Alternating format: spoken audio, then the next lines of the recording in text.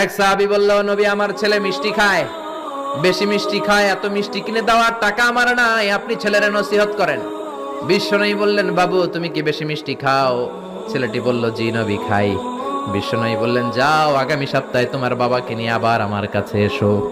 বিশ্বনবী পরের সপ্তাহে ছেলেরে বললেন, ও ছেলে মিষ্টি বেশি খেও না, এত বেশি মিষ্টি খাওয়ার টাকা দেওয়ার টাকা তোমার বাবার নাই, কম কম খাবা, তাহলে তোমার বাবার উপর ihsan হবে। ছেলের বাবা বলল, নবী এই কথা তো গত সপ্তাহে বলতে পারতেন। বিশ্বনবী বললেন, কেমন করে বলি, কারণ আমি নবী তো মিষ্টি পছন্দ করি।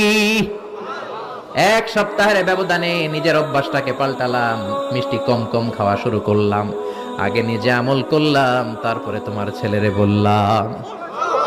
সুবহানাল্লাহ। বাড়িতে যে কি রহমতের নবী, কি বরকতের নবী, নিজে কিছু আমল না করে অন্যরে বলতেনই না। সুবহানাল্লাহ।